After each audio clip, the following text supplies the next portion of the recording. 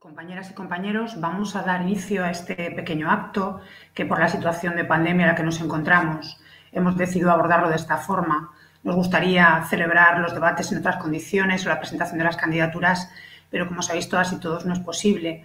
Así es que hemos decidido desde la candidatura a la izquierda necesaria entablar un pequeño diálogo, un pequeño debate entre compañeros y compañeras de distintos territorios que conformamos esta candidatura para cubrir un doble aspecto. Primero, para trasladar la propuesta política de la izquierda necesaria ante esta Asamblea de Izquierda Unida Federal tan importante, tan crucial, y por otro lado, pues para que nos pongáis caras, para que sepáis que compañeros y compañeras asumimos esta responsabilidad de representar a la organización en la próxima dirección de Izquierda Unida Federal, y nos parecía que este era un método adecuado pues para trasladar nuestras propuestas y para que pusierais cara a los compañeros y compañeras que vamos a llevarla adelante en los tiempos tan complicados y tan apasionantes que tenemos por delante.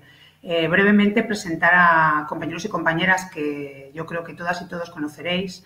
El compañero José Antonio García Rubio, que como sabéis es nuestro cabeza de lista y ha formado parte de las distintas direcciones de Izquierda Unida. Especialmente importante fue su participación en la dirección de Izquierda Unida con Cayo Lara como coordinador llevando las cuestiones económicas. La compañera Ángela Ballina, que entre otras muchas cosas ha sido eurodiputada, primera alcaldesa en su pueblo, en Castrillón, y en estos momentos es portavoz de Izquierda Unida en el Parlamento asturiano. Y el compañero Felipe Ramos, que es concejal y además es coordinador por Izquierda Unida en Canarias, en La Palma, a los que les agradezco su participación y colaboración en este debate. Hemos establecido una serie de cuestiones que nos parecía importante trasladar, debatir en este contexto, porque por primera vez, y este es el primer tema, Izquierda Unida forma parte de un gobierno del Estado de la Nación. Nos parecía interesante analizar cuál ha sido nuestra participación en el gobierno y además esta participación cómo se va a ver condicionada por la situación de pandemia en la que nos encontramos.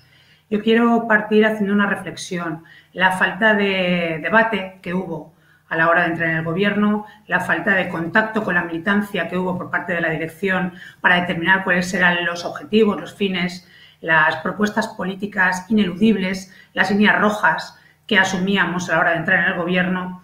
Y decir que, pese a que ha pasado ya un año, la pandemia por el medio, y que entendíamos, yo creo que toda la militancia, que estas cuestiones podían quedarse un poco aparcadas para ir cubriendo las necesidades básicas que se han generado después de esta situación sanitaria tan grave.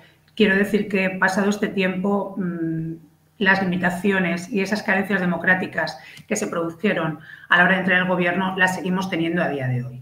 La primera reflexión que yo quiero compartir con vosotros es que la entrada en el gobierno obedeció más a un fin que a un medio, que a un instrumento. Si hay algo que ha caracterizado a Izquierda Unida, ha sido la concepción de la participación institucional, nuestra participación en las instituciones como un instrumento, como una herramienta para transformar la sociedad, para aplicar políticas que de forma nítida han caracterizado a la izquierda.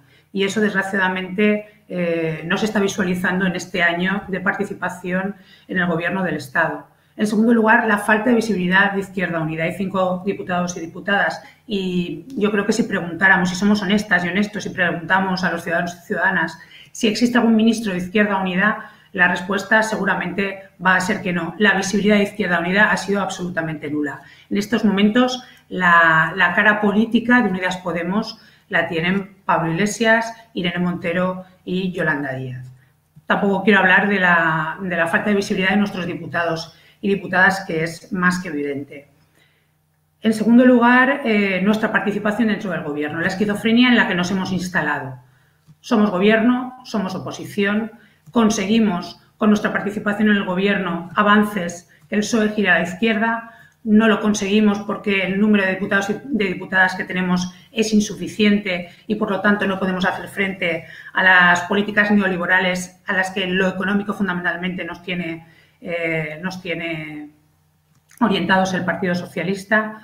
Esa situación yo creo que nos está haciendo mucho daño a nivel externo porque no somos serios, no damos imagen de alternativa seria de izquierdas, y a nivel interno yo creo que esta situación a lo que nos ha conducido es a que la militancia se encuentre cada vez más desmotivada y más desorientada. Yo creo que esa cuestión habría que abordarla en el interno de la organización. Y por último, entrar en cuestiones vitales que se han vendido como éxitos y que efectivamente a priori pudieran serlo, pero que luego en la realidad han sido o están resultando un fracaso.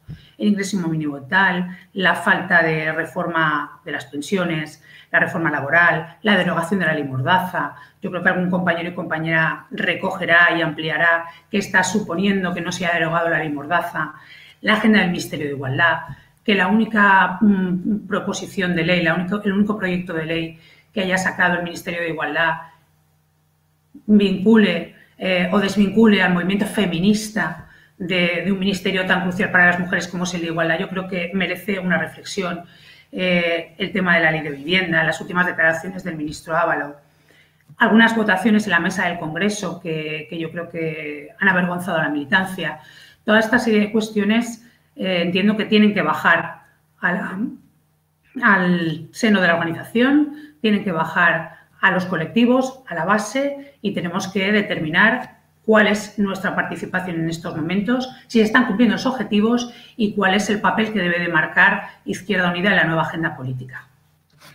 Si me permitís, rompo yo el fuego con una afirmación que no extrañará, y es que estamos viviendo en una situación en la que los datos políticos no se corresponden, los datos políticos que aparecen en los medios, en las redes sociales, no se corresponden con los problemas políticos generales. Hay una visión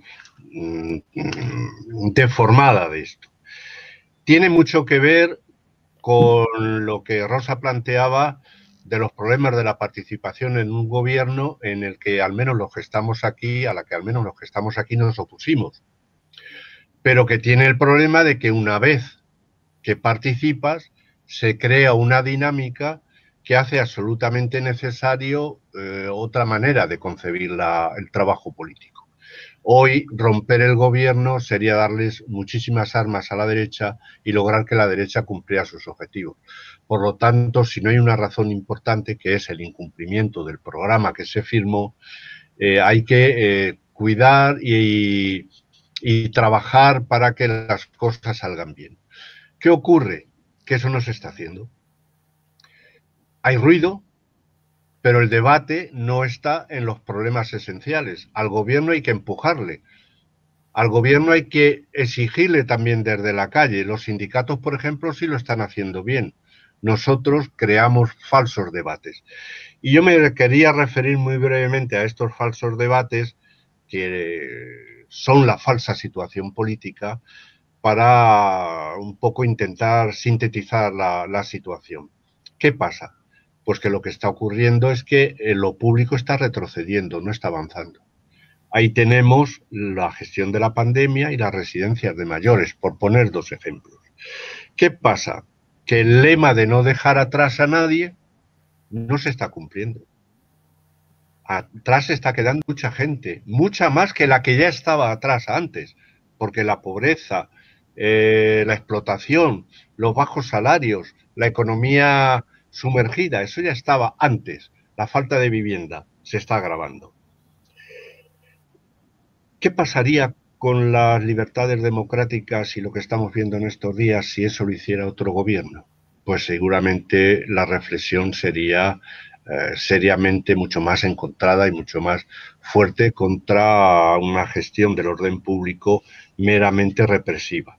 Y finalmente, y a mí me parece el asunto fundamental, la derecha económica está ya repartiendo cartas de cómo se van a repartir los fondos europeos.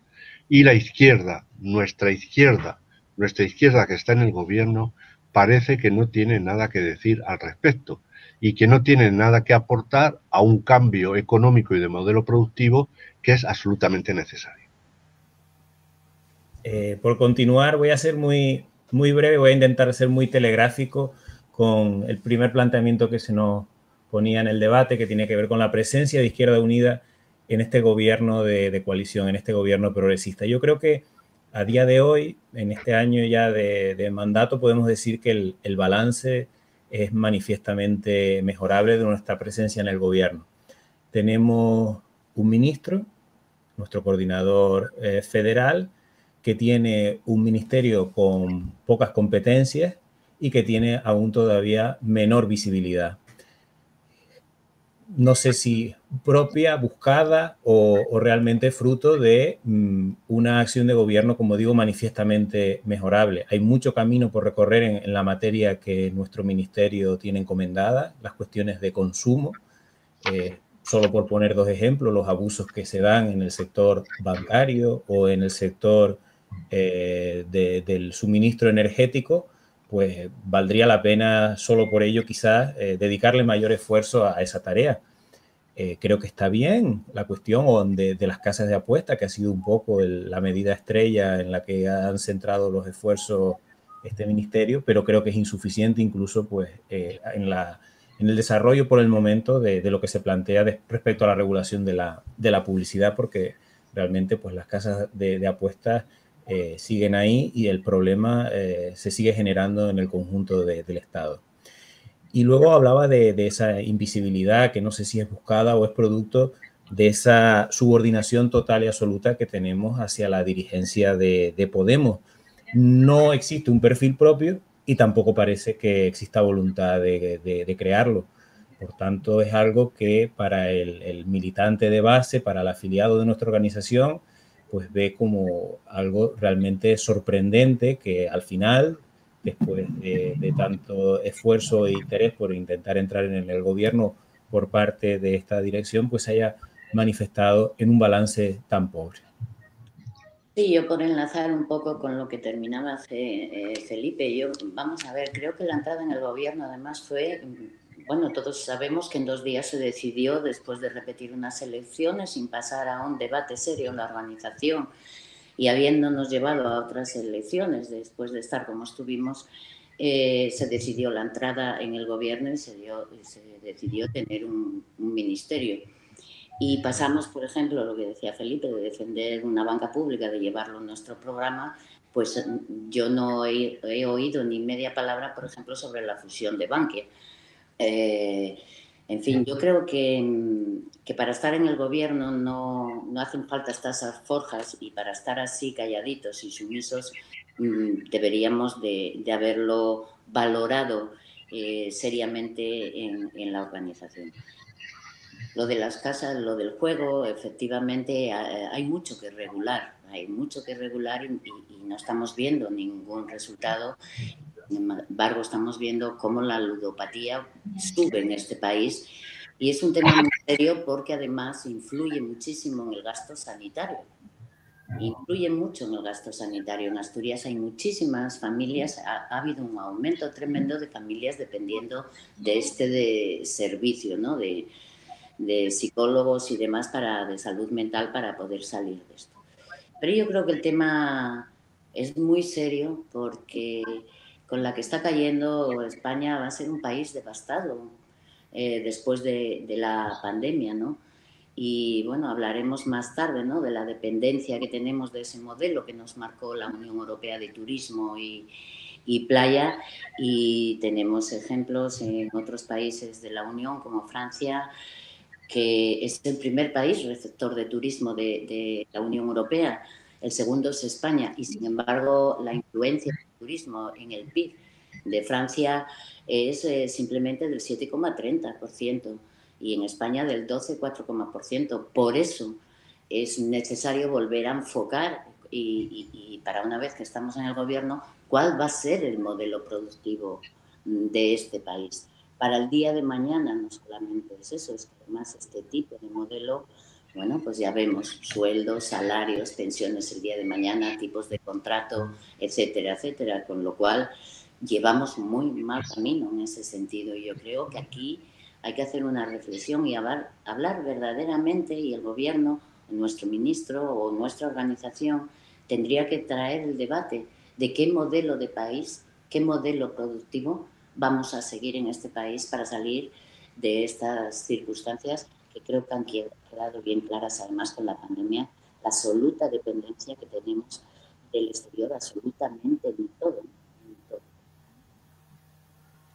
Bueno, en la línea que apuntaba José Antonio, esta situación de pandemia ha incorporado al debate político una institución muy importante pero que siempre ha estado un poco postergada, ¿no?, de nuestra realidad política y, sobre todo, absolutamente falta de importancia por parte de los ciudadanos y de las ciudadanas, y que ahora se ha puesto absolutamente de manifiesto que es fundamental, ¿no?, en nuestras vidas. Y es el tema de las instituciones europeas. Lo apuntaba José Antonio con el tema del reparto de los fondos de la Unión Europea, y algo apuntaba también Ángela. Es fundamental que en estos momentos que tenemos representación a nivel estatal en el Gobierno de la Nación, y también tenemos un grupo en el Parlamento Europeo, establecer los criterios, las directrices que deben de marcar nuestra actuación política, porque, como bien planteaba antes Ángela, este país va a salir de esta situación absolutamente devastado, ¿no? Entonces, como tenemos la suerte, el privilegio de contar con Ángela, que además de su labor actual como diputada ha sido eurodiputada en la pasada legislatura, a mí sí que me gustaría que introdujeras un poco el debate de cuál debe de ser nuestro papel en Europa, y que también analices un poco cuál es en estos momentos el papel que estamos desarrollando como Izquierda Unida dentro de la institución europea. Mira, yo creo que ya para empezar, Europa tiene que definirse. O es la Europa de los mercaderes o es la Europa de las personas, de los pueblos. Eso ya partimos de la base de que, bueno, se ha tergiversado, no, se ha echado a perder lo que eran los principios fundacionales un poco de esta unión. Pero a mí me resulta muy mal síntoma que, por ejemplo, la legislatura anterior, el grupo de la izquierda eran 52 diputados y diputadas, y ahora hemos quedado en 33, creo que son ahora. Y ya no se llama el grupo de la izquierda unitaria, ahora es la izquierda simplemente o demás. Yo creo que ahí hay mucha batalla que dar en el tema de los fondos. Y hay mucha batalla que dar en el sentido también, si os habéis fijado, cuando ya el Brexit se estaba aprobado y ya los diputados ingleses se habían ido y ya tenemos claro cómo es que la Unión Europea firma un contrato de más de 800 millones con un laboratorio inglés. En fin, hay o la falta de política exterior que tiene la Unión Europea. Vemos cómo Borrell va a Marruecos y es sumiso absolutamente en Marruecos, no se acuerda del Sáhara, no se acuerda de derechos humanos, o con Israel, que tienen un acuerdo de amistad preferente, que en resumidas cuentas es comercial, y no nombra el Sáhara. Sin embargo, va a Rusia y saca pecho. O sea, los derechos humanos es según donde sea.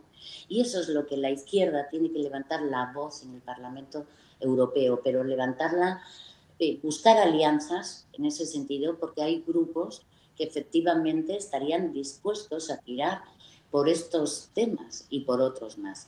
Y en lo que respecta a lo económico, pues yo no sé si ahora nuestro grupo tiene representación en la Comisión de Economía, pero hombre, habría mucho que decir del reparto y de también la manera en que se pretende hacer en muchos casos a través de empresas privadas, ¿no? Y yo creo que ahí la izquierda tiene un papel fundamental. Y yo, desgraciadamente, bueno, todavía mantienes amistades, preguntas, y yo no veo que nuestro grupo esté tirando por ahí ni esté hablando de los fondos. Yo sé que los fondos, yo trabajé en esa comisión, sé que es un tema muy complicado. El tema de los fondos europeos, hay 20.000 y es muy complicado. Pero tampoco veo que se traslade a la opinión pública, ni siquiera a nuestra militancia, qué es lo que está pasando allí, cómo se están cociendo estos temas. No tenemos absolutamente ninguna información. Y ese debate no nos lo están trasladando a la organización. Y es un debate fundamental, porque los fondos estos de la transición y los del COVID, de recuperación, son oportunidades únicas. Vemos como además la miseria y el hambre va aumentando en este país y en otros. Vemos la política frente a la inmigración, etcétera, etcétera. Entonces, hay que ponerse mucho de verdad las pilas, y hay que saber también moverse a nivel internacional con otros partidos, porque allí falta relacionarse. Izquierda Unida ha perdido mucho la relación con los partidos de izquierda del resto de la Unión Europea. Recordar a ver cuando, por ejemplo, se reunió con el Partido Comunista de Chipre. ¿O dónde están los lazos? El internacionalismo que mantenía Izquierda Unida. Eso ha muerto en Izquierda Unida. Y así, si la izquierda no es internacionalista, no lograremos nada. Eso yo es un poco lo que vi y lo que pienso. Y desde luego ahí ese tema de relaciones internacionales entre partidos de izquierda no se está haciendo. Y eso es fundamental, porque así se trabajaría de otra manera en el Parlamento Europeo. Si tenéis alguna intervención más, que apuntar algo de lo que ha dicho Ángela, y si no, pues pasaríamos a... Yo solamente, sí, una cuestión que quizás excede el ámbito del debate, pero yo creo que es importante apuntarlo, porque yo creo que desde la izquierda alternativa y desde el proyecto que representamos en España y que Ángela también representó en Europa, creo que tras lo que sucedió en Grecia, seguimos, podría decir, en estado de shock. Es decir, durante varios años, y eso Ángela pues lo vivió en primera línea, Grecia con todas sus carencias, un partido como Syriza, con todos sus matices también respecto a sus ambivalencias y sus ambigüedades, pues despertó un gran interés para parte de la izquierda europea transformadora, y sobre todo también respecto a la posibilidad de impugnar el modelo económico neoliberal. El máximo exponente fue el referéndum contra el memorándum de la Troika y la victoria del no para rápidamente desdecirse y asumir un rescate en peores condiciones, sobre todo para finalmente el pueblo griego. Y creo que desde entonces estamos a la defensiva.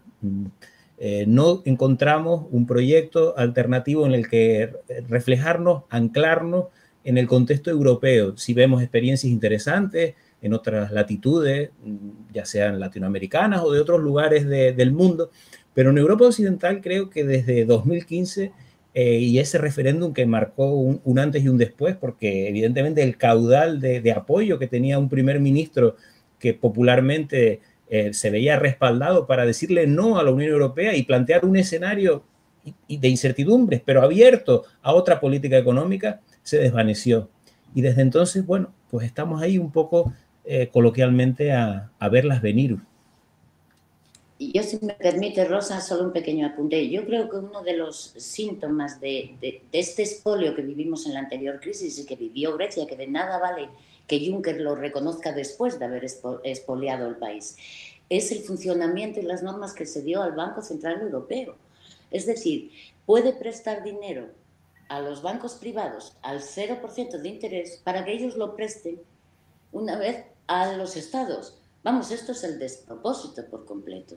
Y yo creo que ahí está uno de los meollos de la cuestión de cómo es Europa y cómo funciona. Y del extremo al que llegan estas políticas neoliberales. Es que yo, bueno, fui testigo de cómo recibieron a Tsipras por primera vez en el Parlamento y fue vergonzoso. Era el presidente de un país de la Unión y se le trató como si fuera un sinvergüenza, con faltas de respeto, con todo, como si aquello fuera una taberna. Fue verdaderamente impresionante. Bueno, pues y ahora para finalizar, dos cuestiones que van absolutamente vinculadas entre sí y que además han formado parte del ADN de Izquierda Unida, ¿no? El mundo del trabajo e Izquierda Unida y dónde estamos y dónde debe de estar Izquierda Unida dentro de 4 años, ¿no? Las cuestiones más organizativas y las reflexiones que afectan a la viabilidad de un proyecto político y social como es Izquierda Unida. A mí me gustaría empezar dejando clara una cosa, una idea, que es un argumento que se utiliza y se seguirá utilizando constantemente contra esta candidatura, ¿no? Y es que lo que nosotros representamos es el grupo de compañeros y compañeras de militantes que estamos en contra de la unidad popular. Yo lo niego de forma absolutamente rotunda. Estoy convencida de que todos los compañeros y compañeras que integramos la candidatura, en función de nuestras responsabilidades o como simples militantes, apostamos de forma clara y siempre lo hemos hecho por sumar e incorporar a nuestro proceso político a cualquier agente político, organización que nos permita avanzar en nuestro objetivo fundamental, que es acabar con el capitalismo o ir avanzando en una sociedad socialista. No estamos en contra, ni muchísimo menos, de la unidad popular. Defendemos alianzas electorales, coaliciones electorales amplias que nos permitan sumar. Lo que no estamos de acuerdo, y desde luego eso también lo hemos planteado desde el principio, es en el proceso de desaparición, que no de superación, de Izquierda Unida. Y me voy a explicar. Durante muchos años se nos ha achacado que somos los de la mochila, que somos los guardianes de las esencias, que vivimos anclados a unas siglas, y yo pues tengo que decir que yo personalmente sí que me reconozco en todos esos planteamientos. Yo defiendo la mochila de lo que ha supuesto este proyecto político, esta organización, para mí en lo personal y para la ciudadanía en lo político. Defiendo la mochila en lo humano, el caudal tan importante que hemos tenido de compañeras y compañeros que nos han hecho sentirnos representados en las instituciones, representados en el movimiento vecinal, representados en el movimiento feminista. Esa es nuestra mochila y yo me siento muy orgullosa, y el resto de compañeros y de compañeras también nos sentimos muy orgullosos y orgullosas de esa mochila. Y no nos aferramos a las siglas. Lo que nos aferramos y contra lo que hemos luchado durante todos estos años es a una realidad que tenemos ahí. Y esa es la, vuelvo a repetir, desaparición de Izquierda Unida. No a la superación, a la desaparición. Desaparición, por otro lado, del proyecto de transformación social que representa Izquierda Unida. Hemos pasado durante estos años de defender unas políticas que acabarán con el capitalismo a convertirnos no en muleta, en silla de ruedas del capitalismo. En estos momentos lo estamos blanqueando. Y además, toda esta situación de subordinación, de sumisión, de falta de transparencia en lo interno, de falta de participación, de falta de visibilidad, nos ha llevado a una coalición electoral que en estos momentos tampoco tiene un esquema organizativo claro y que además a nivel electoral, que parece que es lo único que importa, tampoco nos ha llevado a adquirir pues una relevancia electoral superior a lo que representaba Izquierda Unida, porque hay que recordar que Izquierda Unida en el año 2014 tenía unas previsiones electorales muy superiores a las que en estos momentos tiene Unidas Podemos, o lo que es lo mismo, la fusión de Izquierda Unida y Podemos. A nivel interno, efectivamente se han arbitrado mecanismos que permiten la participación universal de la militancia, y además se ha incorporado la figura del simpatizante, que tiene en algunas cuestiones el mismo peso, el mismo valor que un militante.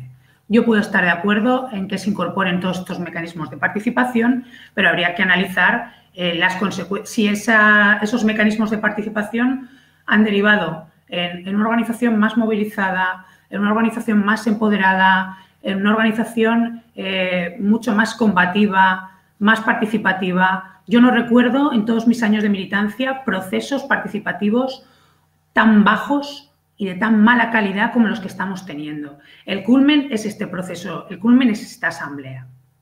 Algo falla. Yo no recuerdo ningún coordinador de esta organización que apueste por invisibilizar el proyecto político, la organización política por la que en estos momentos está ocupando un cargo institucional. Es absolutamente paradójico, es absolutamente surrealista. Y claro, consecuencia de esta situación es que en un momento en el que deberíamos de tener una militancia absolutamente organizada, motivada, trabajando, pues nos encontramos con que esta organización jamás ha tenido menos número de militantes, jamás ha tenido menos presencia en la calle, jamás ha tenido menos movilización a nivel interno y, desde luego, jamás hemos tenido menor representación institucional en una esfera en la que nosotros trabajábamos y trabajábamos muy bien, que es en el ámbito municipal. Y termino. Viendo las dos candidaturas, yo voy a acabar con la reflexión que me llevó a mí a salir un poco de la apatía y a volver a movilizarme a nivel interno. Viendo la candidatura con la que vamos a confrontar, y permitirme la expresión, en el próximo mes, a mí me preocupa mucho observar cómo una candidatura se puede nutrir prácticamente o casi exclusivamente en compañeros y compañeras que o bien están liberados o bien ocupan las más altas responsabilidades políticas en sus federaciones.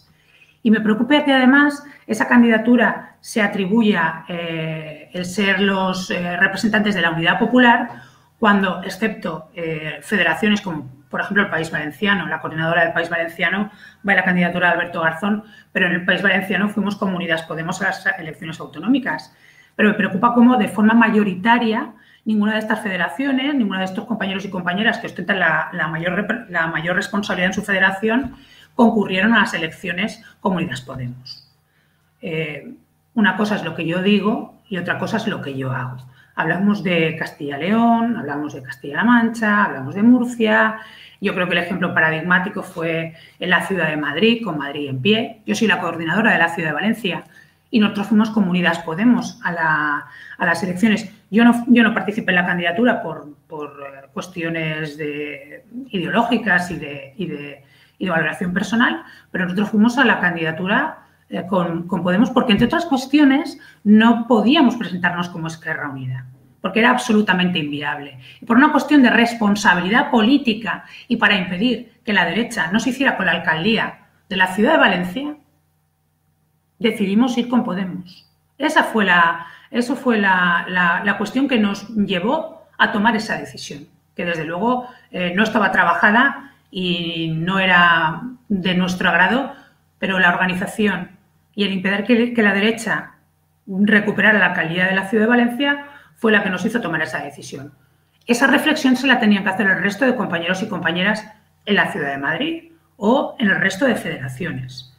Y a nosotros nadie nos va a dar lecciones ni de coherencia, ni de responsabilidad, ni desde luego clases de izquierda, porque tenemos demostrado en nuestros ámbitos de actuación que trabajamos para la organización, por la organización y sobre todo por transformar la sociedad, por vencer el capitalismo y no por maquillar. Bueno, pues vamos tomando palabras y a mí me gustaría que José Antonio introdujera el tema y luego, si os parece, que también cerrara un poco esta charla. José Antonio, cuando quieras. Sí, yo voy a intentar ser muy breve y corroborar gran parte de las cosas que tú has dicho para insistir en ellas. Nuestro ADN y nuestra matriz política es la unidad, y la unidad más amplia posible. Ángela Ballina es testigo y protagonista de que nuestras listas al Parlamento Europeo eran respaldadas por más de 12 fuerzas políticas en el caso último. No recuerdo exactamente cuáles, pero más de 12. Por lo tanto, por ahí, nada.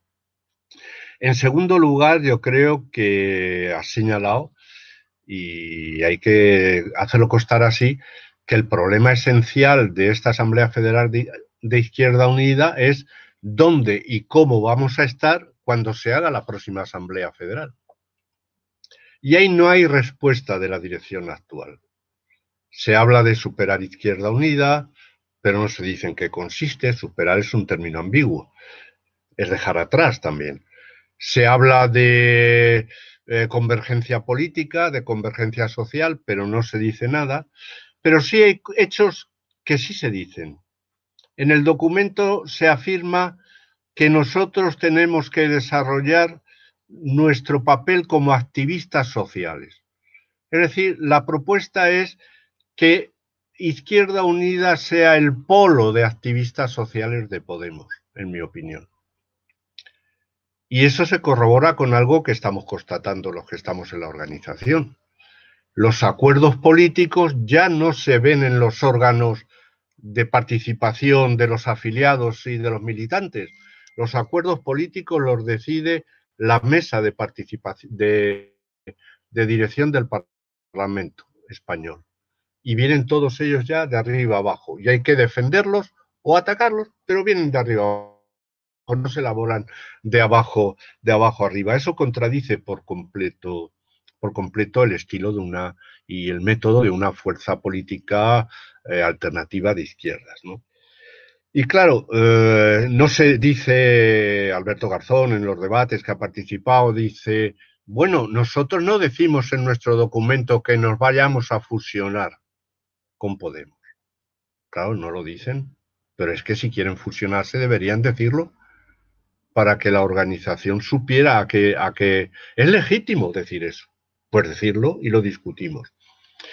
Pero fijaros, Izquierda Unida, Movimiento Político y Social. El 20% de los delegados a esta asamblea vienen nombrados a dedo por los partidos y el órgano máximo. El 20%.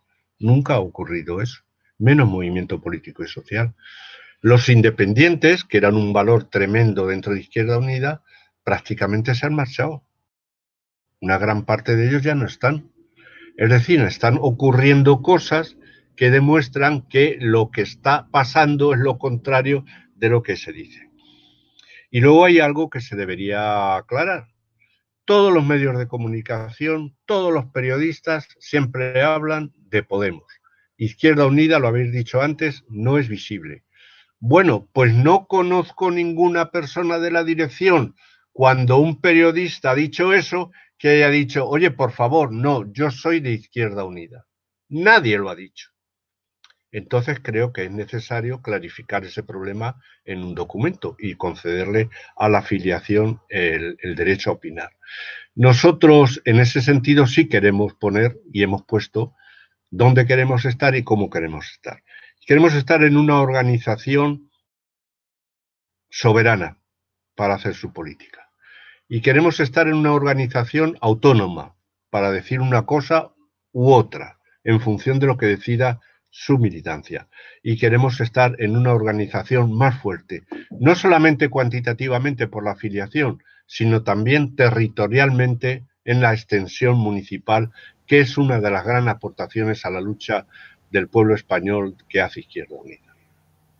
Yo completamente de acuerdo con vosotros dos, pero yo creo que hay una desmotivación de la militancia muy, muy interesada, porque así, bueno, pues quizás haya menos oposición a todo, ¿no? Yo me gustaría saber, además, que lo explicaran, ¿qué es superada Izquierda Unida? En unos momentos, además, en que la pobreza va en aumento, en los problemas de trabajo, los jóvenes marchándonos, 20.000 problemas, un modelo de país sin definir, etcétera, etcétera, etcétera. Los problemas reales de este país que no están ni en primera línea de los medios de comunicación, ni siquiera en nuestro debate. Pues yo creo, ¿qué es eso de superada Izquierda Unida? ¿Y por qué? ¿Por qué? ¿A qué te refieres con eso y por qué dices eso, ¿no? Yo creo que más con la amenaza que tenemos de la ultraderecha cada vez más potente, los partidos de izquierdas cada vez serían más necesarios. Y además, tenía razón José Antonio, nosotros y en Asturias siempre hemos confluido y hecho elecciones conjuntamente, en candidaturas conjuntas con muchas fuerzas políticas, con Verdes, con esto, con lo otro, y parece que ahora la confluencia, la única que existe es con Podemos. Los demás, no vale, que es que no hay más que Podemos, y en el momento además en que Podemos está haciendo un partido piramidal, un partido presidencialista, ahora ya tiene militantes, ya no tiene simpatizantes, ya cobra cuotas, etcétera. Nosotros vamos para atrás, vamos a copiar el modelo del barco que se hunde. Vamos, para mí es un sinsentido completo. Yo para que me expliquen qué es un movimiento político y social, porque yo quiero hacer política, quiero estar en un partido político. Para eso me voy a una asociación de vecinos o otro tipo de asociación. Yo creo que esto es una excusa que no hay por dónde coger. Y mirar, aquí en Asturias para las elecciones nacionales también se nos obligó a ir en candidaturas Unidos Podemos. Lo único que consiguió Asturias en estas y en las anteriores es perder el diputado nacional que tenía por Asturias en las dos. Y la señora de Podemos que ha salido, representante en teoría también nuestra, solo la vemos en las campañas electorales. No aparece, no llama, no consulta qué es lo que a Izquierda Unida de Asturias le interesa en industria, en el lobo, porque lo del lobo, yo creo que a todos nos gusta comer queso Cabrales, tal, donde se piensan que pastan las ovejas y las vacas, pues en la montaña con el lobo. Y me parece que el desconocimiento que muestra hasta nuestro coordinador de lo que es este país y de sus singularidades, para mí es de verdad muy, muy grave. Tengo papel más difícil, ¿no? Porque después de los 3 análisis anteriores realmente es complicado aportar algún elemento original o diferente. Coincido evidentemente en una cuestión. Yo deseo y trabajo por eso con muchos compañeros y compañeras como los que estamos hoy aquí, porque dentro de 4 años tengamos una Izquierda Unida que sea un proyecto político visible y reconocible, cosa que, como hemos repetido a lo largo de la tarde de hoy, lamentablemente hoy no lo es. También que sea un instrumento político útil y no simplemente un club de fans de un coordinador o de una serie de cargos públicos o de followers, como se dice ahora con el tema de Twitter, ¿no? Un proyecto político útil al servicio de la mayoría social, que es lo que siempre hemos representado desde Izquierda Unida, participando en las instituciones con coherencia, como creo que hemos demostrado sobradamente durante décadas, y también, evidentemente, participando del conflicto social en la calle, ¿no? en la protesta y en la propuesta, como ha sido siempre signos de identidad de esta organización. Y también recuperando ese perfil propio, esa autonomía, esa soberanía en la toma de decisiones, el debate, los acuerdos de forma colectiva, algo que se ha ido pues sustrayendo de la participación de la militancia y que se ha agudizado en este último periodo de una forma descarada. Y también, y en eso coincido con el resto de compañeros y compañeras, en la necesidad de fortalecer las asambleas de base, nuestra implantación territorial, que no nos engañemos, es uno de los aspectos que Podemos jamás ha conseguido obtener. La sede, la militancia, el compromiso continuo, no solo un partido de cargos públicos y liberados. Nosotros no lo éramos, no lo éramos.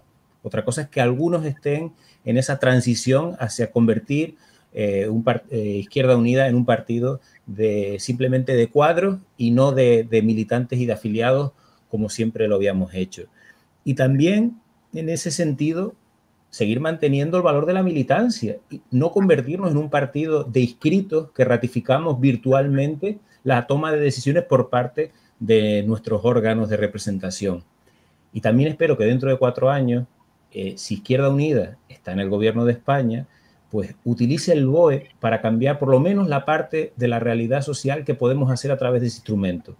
Ojalá pudiera ser más, pero por lo menos la parte que nos permite el BOE, que lamentablemente a día de hoy no lo estamos consiguiendo. Bueno, pues ahora si os parece, cierra José Antonio. Muchas gracias por esta oportunidad y 2 cosas nada más para aclarar un poquito más todo lo que hemos venido hablando. ¿Por qué no nos queremos unir con Podemos? Una pregunta interesante.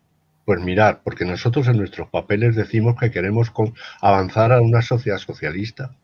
Y Podemos no dice eso. Nosotros en nuestros papeles defendemos los intereses de los que venden su fuerza de trabajo para poder sobrevivir. Podemos no dice nada de eso. Y en tercer lugar, y lo más decisivo, Podemos no ha dicho en ningún sitio que quiera unirse con nosotros. Entonces, ¿qué estamos haciendo? Entonces nosotros queremos ese futuro de fortalecimiento de una alternativa global de sociedad. Y como decía al principio, en un momento en que la derecha económica está repartiéndose ya los contratos que van a alimentarles en el futuro de los fondos comunitarios. Y nosotros no sabemos nada de eso.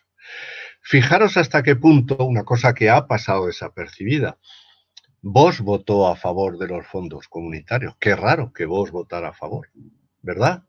Bueno, los lazos incluso familiares de prohombres de la derecha económica española con Vox son conocidos y ha habido entrevistas para que Vox votara en esa dirección, porque ellos ya se están haciendo sus cálculos.